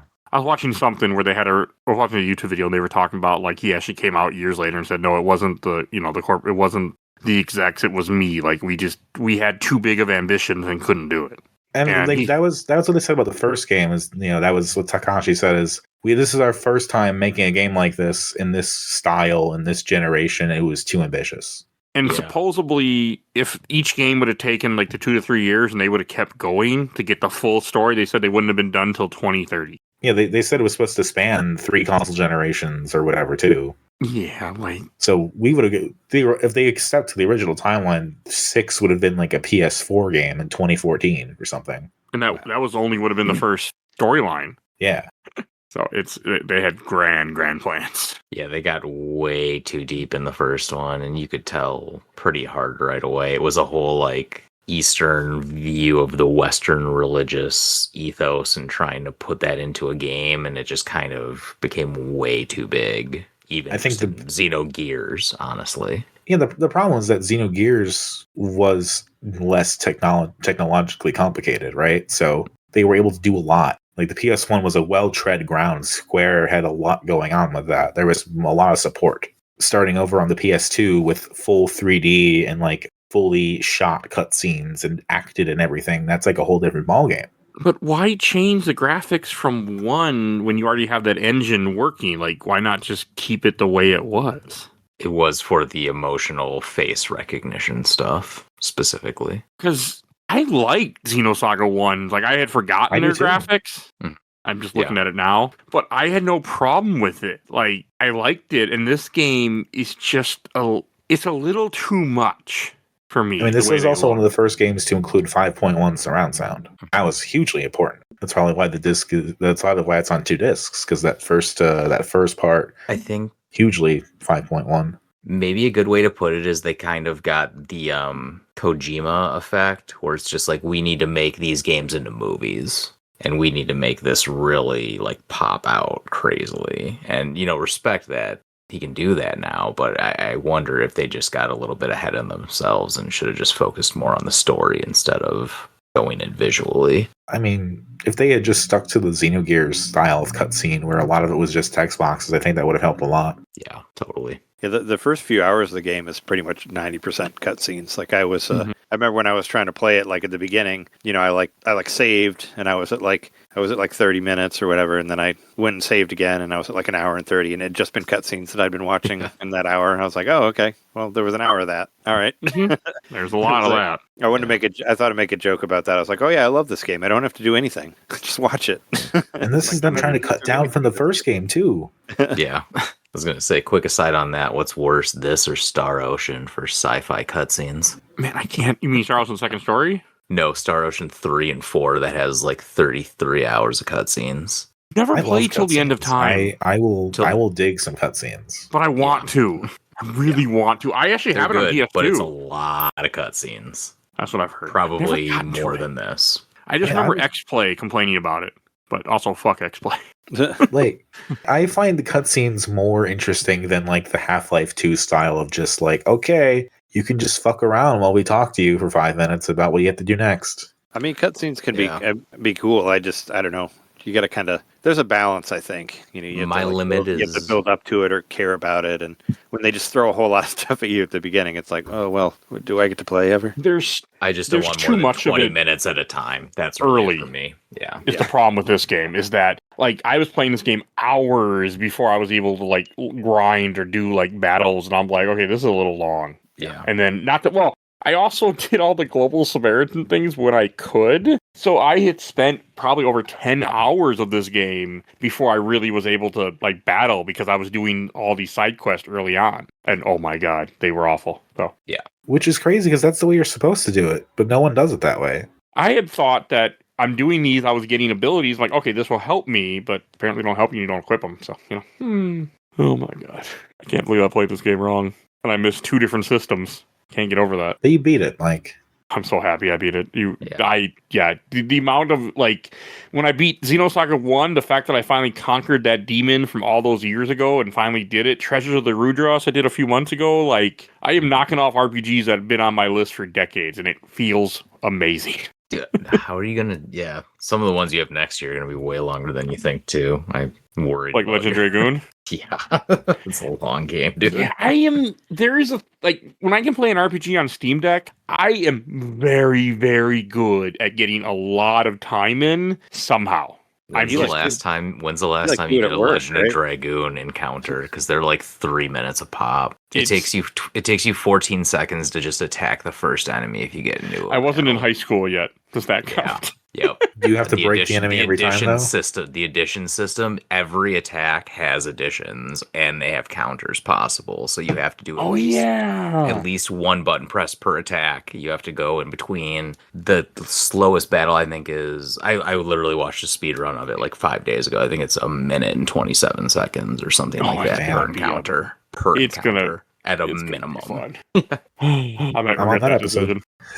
Yeah, I'm on that one too. I love that game. It's one of my favorites. I've never played it. That game Very takes excited. a long time. I beat it. If you go back to old cities, you have to switch discs. Ooh, hell yeah. Yup. I mean, that makes sense.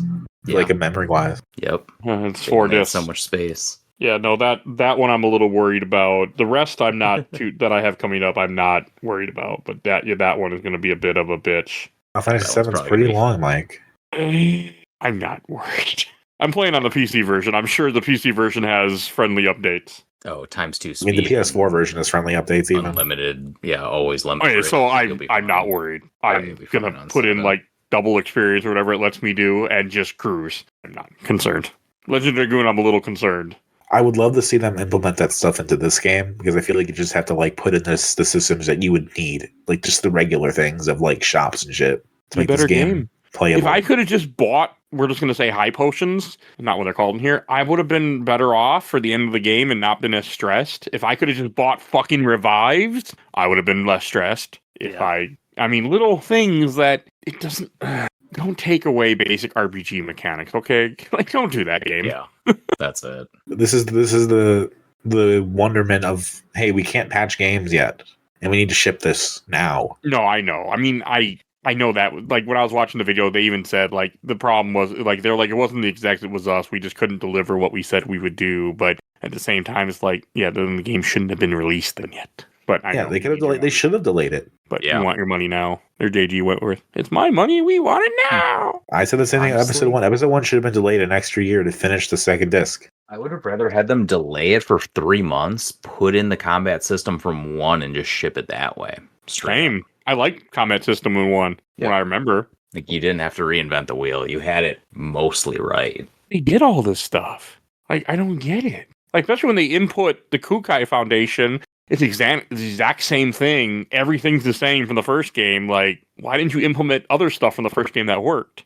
Yeah, it seemed like it was 80% reused assets to start with. So you gotta figure they already had like all this running in the old system to some degree to begin with. Also, like all the new stuff like Sakura's house and whatever. Because like some characters feel like they're from the first game. It's just Cosmos, Sheehan, and like your main characters are all a little different. But like side characters, they feel like they didn't change much. Right. Like, I don't understand why they gave some of these characters makeovers and others, like, just leave them. Like, I didn't need Cosmos and Shion to look sexier, as I said before. Like, and that's really how it felt. Like, we just got to make them sexier. Like, no, I like the way Mass Cosmos Effect 2 got a completely different art style, right? It's just strange.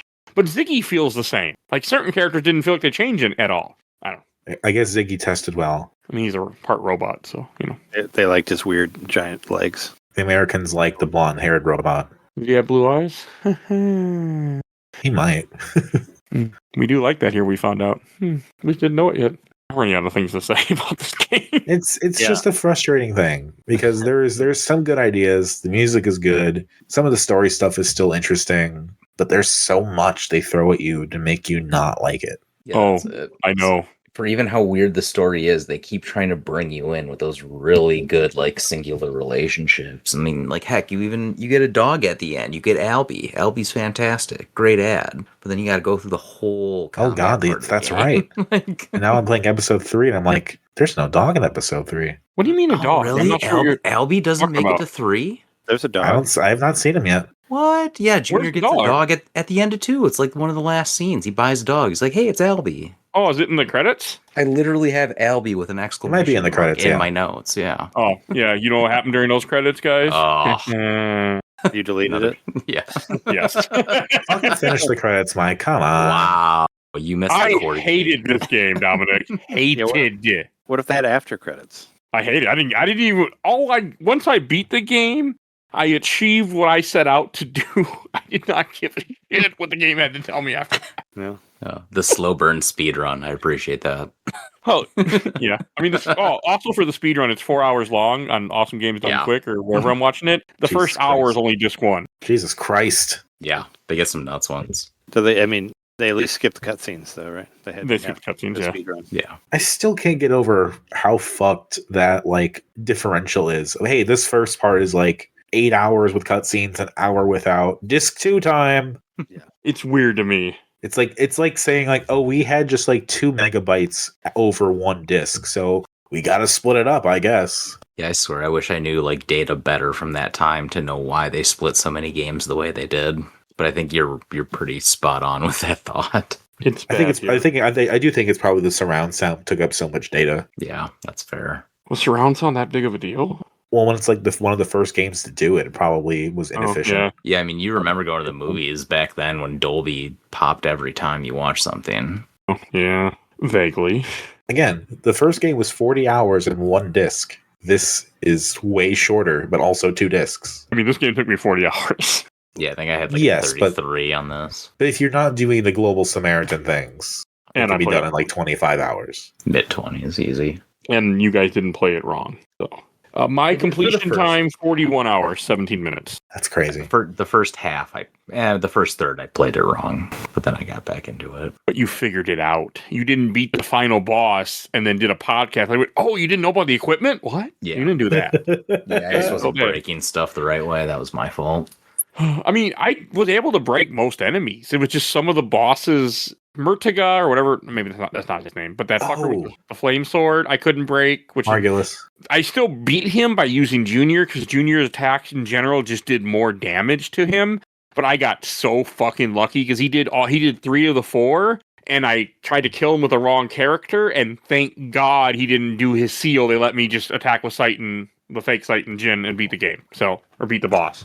But I wanted to mention. it was awful. Do you remember the part where they introduced like a major boss like sub character for like one battle? No, not sure what you're referencing. Which part? Her name is like, I can't remember what her name is, but she has like a dual, like a split personality. Oh yeah, I was like, when I got to that, and she turns into like her split personality with the giant lightsaber or whatever, and she takes like half of your life away whenever she attacks you every time. Yeah. I was like, I'm not gonna.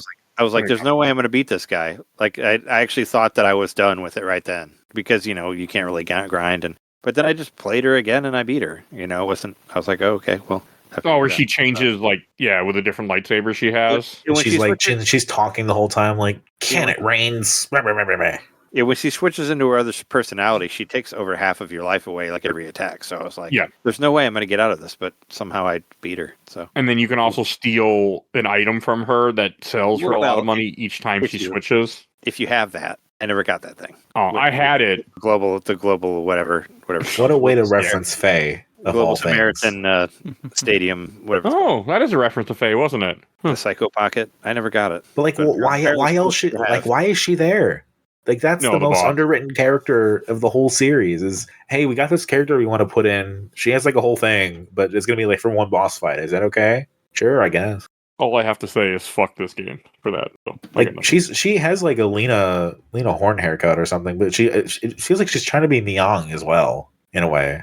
I don't know. I didn't even think about Xenogear references in this one. Really, other than Jin, I was just kind of like, yeah. The thing you have to remember is that Ormus, the religion, it's like a MAGA cult. Like they want to get back to Earth. They want to get back to Lost Jerusalem. I want to get back the way things used to be in our fake dream that never was real. Yeah. If you keep that in mind, I think things will make a little bit more sense. Yeah, that's kind I of. mean, I don't plan to think about this game ever again till we play. But you got 3 coming up. Yeah, you got 3. Come on. I know, but I feel like it's for everything. It sounds like I won't have to worry about it. I can just enjoy 3, and I won't be upset. Yes, 3 is the most accessible, the most forward thinking of the bunch. 1 was fine too once I understood it. 1 is good, but 3 feels almost modern in a way. Okay. I am looking forward to 3 because I do want to wrap up this trilogy because I want to wrap up a few PS2 trilogies, and this is one of them that I feel like I need to do. So I am excited to do that. I also might finish Shadow Hearts 3, but we'll see. But that's a different conversation. You can do Shadow Hearts easily next year. You got 2 more games technically. I missed the second one of those. Feel bad. You missed the best one. I know. That's why. That's why I feel bad. I played From the New World once. I remember not liking it that much, but we'll see. Speaking of bad PS2 RPG, I'm looking at one right across from me called Grandia Extreme. Also, fuck that I've game. heard that's hard. It is. Dude, yeah, don't play any Grandia past 1. 2's great. 2's okay. When I played it last. I haven't played 2 since I was in high school. One's I best never, friend, too. I never beat it, but I had fun with whatever the 10 or 20. I remember liking it a lot, but I One's tried better than Extreme. 2, except for the story. Extreme was really hard too. I think that's probably why I hated it. All right, should we go to questions? Anything else you guys want to say? I feel like I should apologize again for having you experience this Oh, don't be. as the Xenosaga like fanboy from like way back. It is. I bought Xenosaga the day it came out, the first one. So like finishing this trilogy when we do finish it means a lot to me personally. I hated this game, sure, but like that's part of the art form. I mean, also for me, I don't mind experiencing movies or games that I might not enjoy because I still get to make content out of it. I get to have a good conversation.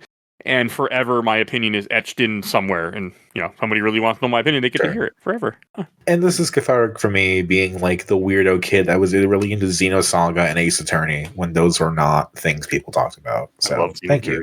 Good game. Xenogears is one of my all-time favorite games. And I just love that game. All right, we're going to go to questions, comments, and memories. First from the I Walked the Entire Overblood Super Replay. So I actually got more of these than I thought I would. From Nikolai Jensen. Someday I'll play the Xenogears trilogy properly once I get a hold of the third game. I'm assuming he meant Xenosaga. I actually played the second game back in the day, but it was the only one that came out in Europe. I didn't feel the controversial changes too hard. I remember liking it, but never finished it. Yeah, because you didn't know what good was. So you didn't know you were missing out. And from Richard Lynch, my copy of the first game had a bug where saves wouldn't work after a particular boss fight. I don't remember which it was, like 20 years ago. But I know I had a really hard time. I beat the fight 3 times and lost like 4 hours of progress and never touched it again. Would love for the rights to get sorted out so I could finally actually beat these games. Nintendo, just buy the rights. Just do it. But if they did, they'd sell this game, each one for $70. So fuck them.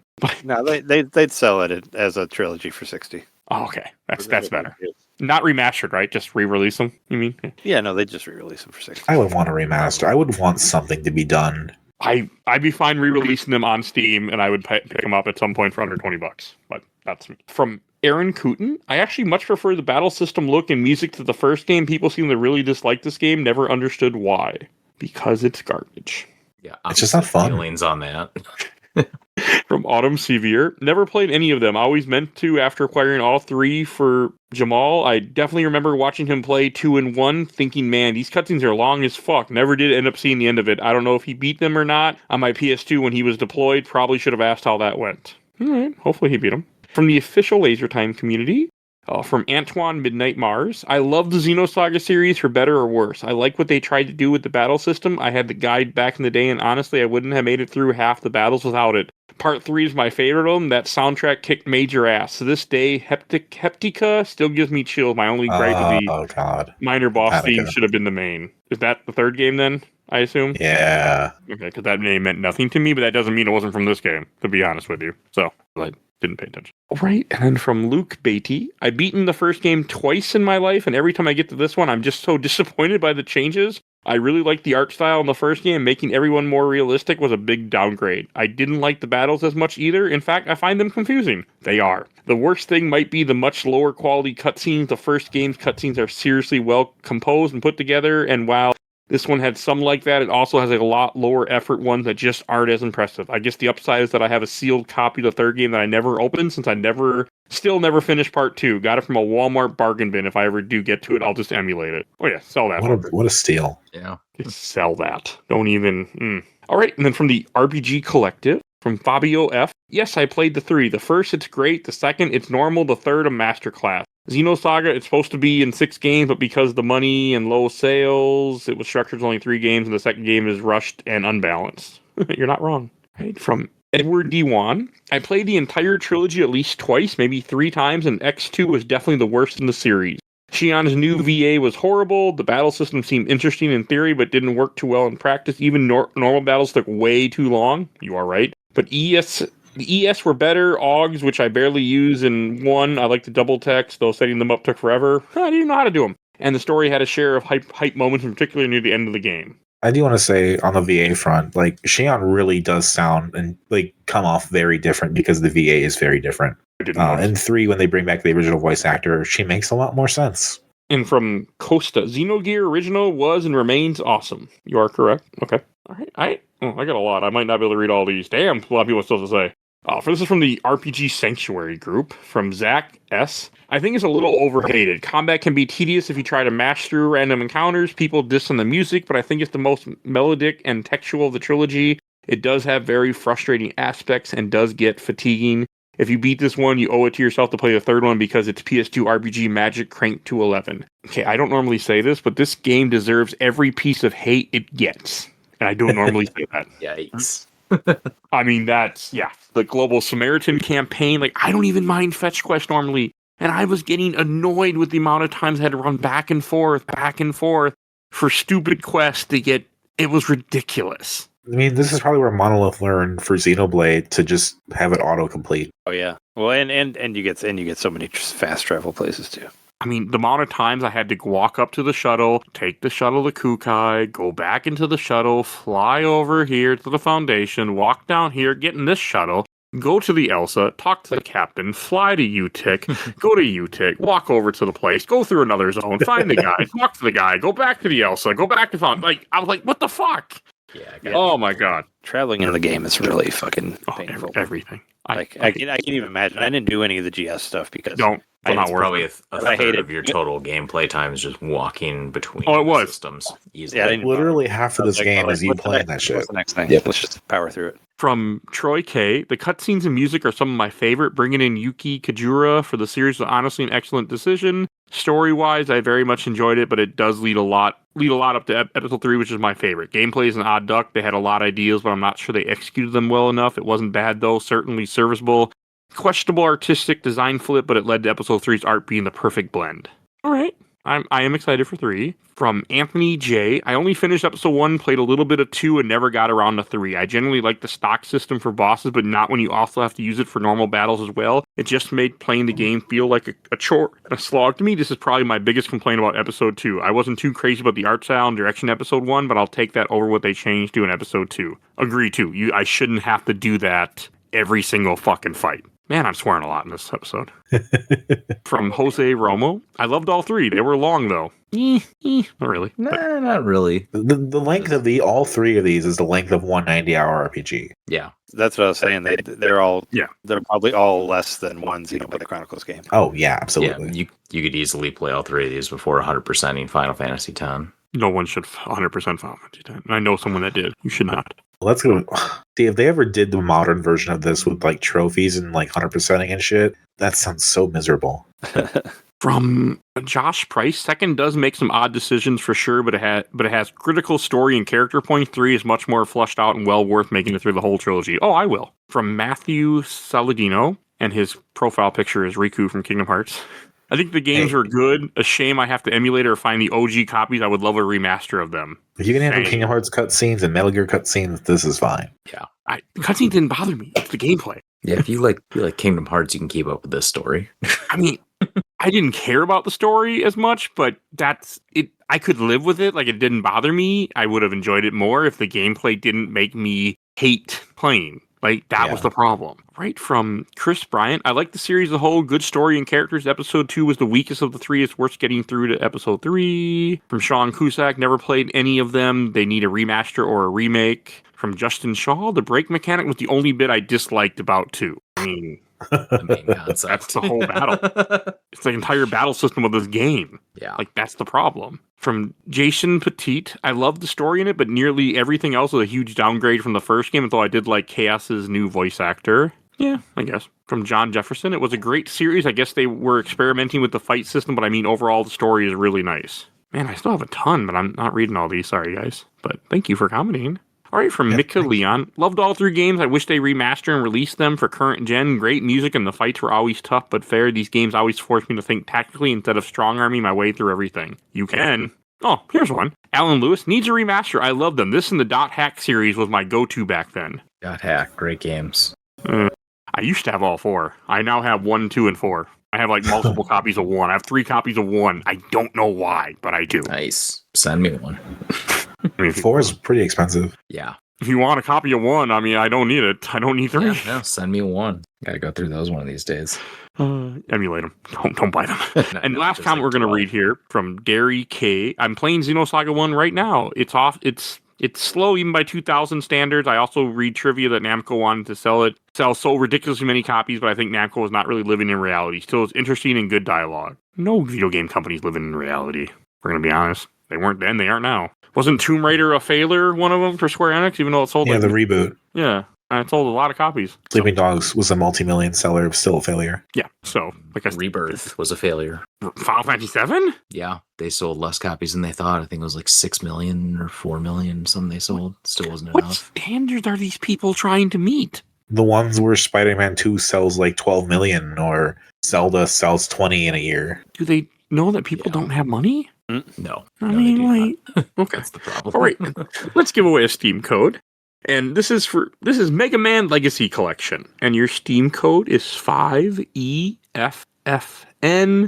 W69AI0EPV8. That is your Steam code for Mega Man Legacy Collection. That should make somebody happy.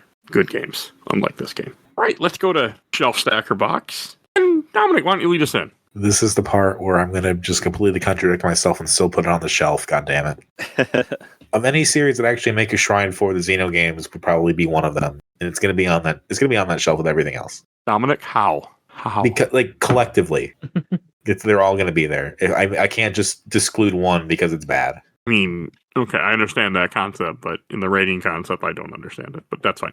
And Kyle. Boy, so I think this is going to be a first for me on games my mom found, but this is going to be a box.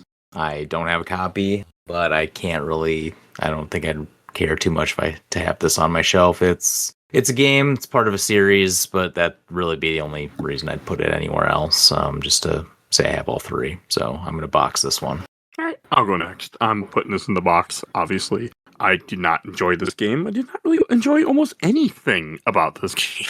I mean, the story was interesting, but other than that, I beat it. I'm glad I beat it, but I'm never going to play this again in my life. I'm good. Box. Surprise on that one. I know, right? And Trey. What's it? Shelf, you loved it. Stack middle. Box, you thought of it the correct way. Okay, there, Thought Police.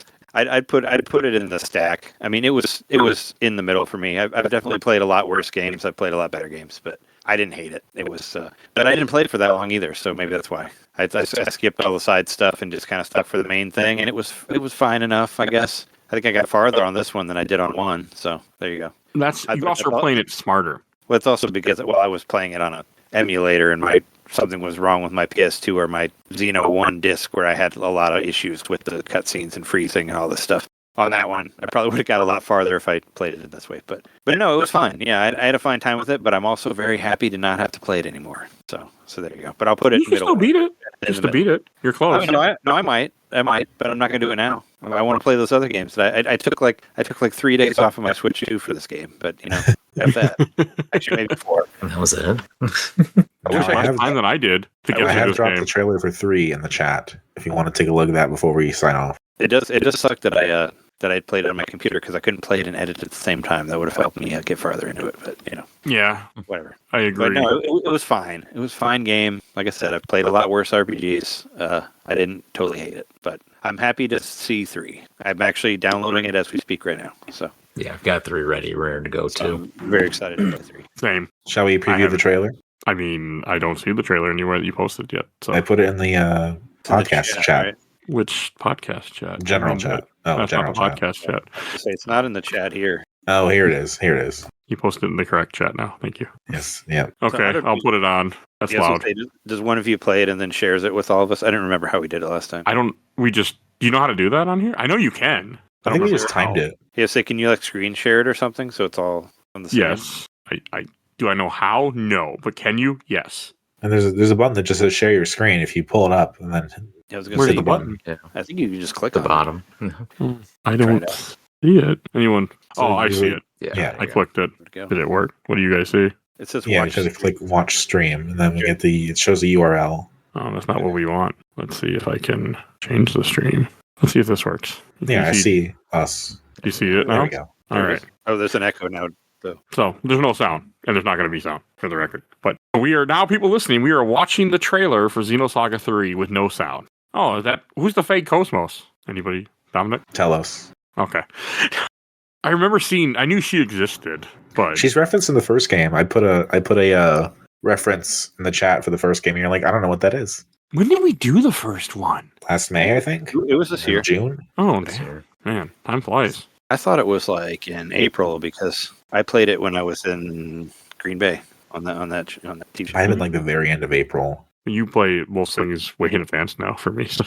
I think that one I was pretty close to the deadline on. I mean, this looks interesting. I mean, I don't really know what I'm looking at because I can't hear anything because I don't have the sound on. Whole lot of Cosmos. Can you hear sound now if I unmute it?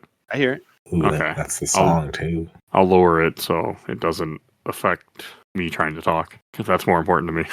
They played this song too. That's really interesting. Okay, this does look kind of cool. Mm-hmm. The graphics look about the same, maybe a little This different. game looks way better to me. Oh, it does? Okay. I mean, I'm just watching a cutscenes, essentially all this. I want to see gameplay, is what I want to see, but I'm assuming this is They don't not. show that. No, we're not going to No. get that. Oh, I remember her. She was in this game. Yep. I don't remember her name though. She was in Valkyrie. 1 too, right? Yeah. Oh, I remember that mech too. She's Margulis's Oh, we forgot secondary to Darius. mention There's Scarface. the final boss in this game is the Pope. Essentially, Nice. we didn't even say that. So Knock his stupid hat off. this looks. I don't even know what the fuck is that zombie looking thing. This is gonna be odd radio for whoever listens to this episode at this point. But hey, oh well. I'll edit it till it'll sound better. I vaguely remember her. I think she was in this game. That's Citrine. Oh, Mhm. Latrine? I mean something, but not Citrine. much. Rubido's sister. Oh, okay. Oh, those Genosis? Yeah. Okay, they look like whales again, like they should, not like fucking guys in cloaks. Because that's not what they should look like. They're like alien monsters, not fucking guys in cloaks. Is that Albedo again? Yeah. Oh yeah, he's the White Knight now, or something. It's a testament. Okay. Okay, they're trying to make this game look really epic. I can tell you that much in this cutscene. Don't you love the watermark IGN too in the corner? Yeah. That's right. Got our one Allen shot. Oh, so the red guy is her brother, her lover, Her boyfriend, yeah. Okay, I did not know that. They don't show it in the game, right? In this one, the And second two, one. not really. Okay. No, they talk about him a lot in 1. Okay. This is just weird looking. All right. We watched the trailer. Yeah. I learned how to share my screen. Let's stop doing that now. Yeah, do that once every 5 months. Stop all the echoes. Madness. Have fun with those echoes in the edit. I'm sure they'll Yeah. still be there. I'm pretty good at editing, but yes, I know. I was thinking the same thing. Shouldn't be too bad. All right. I guess I should enter what we're talking about next week. Next week, you can hear me talk about God of War 3. I'm wrapping up that trilogy. Kind of. That's next week's episode. It's my first time playing that game too, so that should be good. Good luck. No, I already started it today, and I got some through. The game's pretty short. Yeah, it won't take me long. The only problem is I have to play it on my PS3. Otherwise, that is fine. I might still have that. If I still have a copy of that game. Me I too. do. I have my copy that has still has the Pawn America sticker on it, where I bought it for $10. And for the people listening out in Minnesota, Pawn America, it's right for you. Fucking dumb commercials. It's one of our neighborhood pawn stores that we had around here that were all over the cities at one time. All right, let's go to plugs. That's what I do here. Kyle, where can we find you at? Yeah, so I'm at the RPG Show, therpgshow.com. We're on Blue Sky as well. Recently did an episode on Final Fantasy Mystic Quest. We've got Trails in the Sky first chapter remake coming up, and then Romancing Saga 2 following that. Nice. I really like that Romancing Saga 2, the remake they did on Switch. Yeah, it's good. So Well, I know other stuff too, but I played it on Switch. And there's a Switch 2 version also that I got. I'm really curious if they'll ever remake Unlimited Saga. Should they We'll is see. the real question. yeah. That wasn't a good game the one time I tried it. I own it. It killed the franchise for 10, 15 years. So, yeah, I didn't like it the one time I tried it. Felt bad. And Dominic. I am on This in Ways podcast. We are on YouTube. Search us up if you like to hear your thoughts about music. We do have an episode about Rez, about Sonic Adventure 2, if you really want to go down that rabbit hole. Other than that, I'm on the Abode Facebook group. And Trey. Hi, I'm Trey from Nintendo Main Podcast. We're a weekly Nintendo podcast where we talk about all sorts of things. Mike was just on there for our 500th episode. Congratulations. That was fun. Nice. A couple weeks Good ago. job. Yeah, we just brought five different hosts, one for every 100 of our 500 episodes, just to talk to us about the show and what they liked and what they want to see in the future and all that. It came together really well. And we did one other episode, and then we're taking a break till next year. But at the beginning of January, I don't know when this is posting, but we'll be doing our Game of the Year stuff. We always do our Game of the Year stuff after the year is over instead of doing it way early like many other people do. I am too. It should be done. At the rate I'm going, mine will be easy January. So mid-January, I'm not going to be done. Okay, good. Because I didn't want to, because I might have too many spoilers in there for what I told you the other day. But yeah, stay tuned on that. We're on YouTube, youtube.com/Nintendo Podcast. We have a Patreon also, patreon.com/Nintendo Podcast, where we have a bonus show called Expansion Pack that we do once a month, where we do more like topic-based stuff. Like I think the last episode we did was some of our favorite Christmas movies that would make really good games and what those games would be like. So that one was really fun. But yeah, you can get all those for like $1, and there's 80 of them plus something like that behind the paywall. So check it out. Did you mention Eyes Wide Shut? That technically is a Christmas movie. No, but I had a really fun video game version of Christmas Vacation in there. I just watched Eyes Wide Shut, so Nice. that's why I had to mention it. I saw you did. I'm sorry you tortured yourself with that. I movie. like that movie. It's a good Absolutely. movie. I did not. Yeah, it's a strange fucking movie, but I actually liked it. But that's a whole nother conversation. Go listen to the episode. That's our Christmas Eve episode that should have been released on Christmas Eve, right, editor?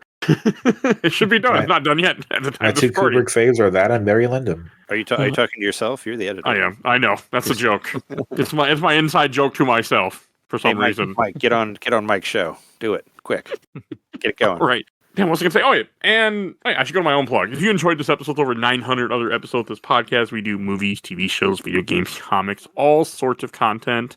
You can find our giant catalog on Podbean. You'll see our other Xenosaga and Xenogears episode will be in the show notes if you want those, because close enough to me, they all went together. They're Xeno, close enough. So check those out. If you want to support the show, we do have a Patreon. A little diary vote in our Patreon polls. We have 1 to 2 polls a month. January, February will be 2 polls. I'm going back to 2. So if you've been holding off, come back. And if you donate $10 or more, I will plug your podcast, YouTube, whatever it is that you do. Like these lovely people, Phoebe Stanton, the Let's Play Princess on YouTube and Twitch, and has her own podcast, Nerd to Broadcast.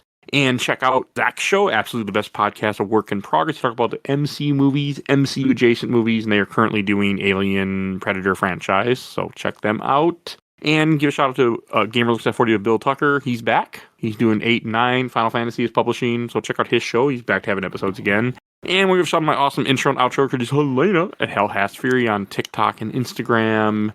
And please join our Discord. If you want to be in the show, you want to suggest things for the show, we have a Discord. Please join that. And rate and review wherever you get your podcast. It helps out the algorithm, makes me happy, and I've seen the number tick up on Spotify. So wherever you get this podcast, just rate and review it. Give us 5 stars, make the algorithm happy. And follow us on Facebook, Instagram, Threads, Blue Sky, YouTube, wherever you get your podcasts. All right, I think it's everything I need to say. We will see you guys next time. Bye, everybody. Bye. Sayonara, baby.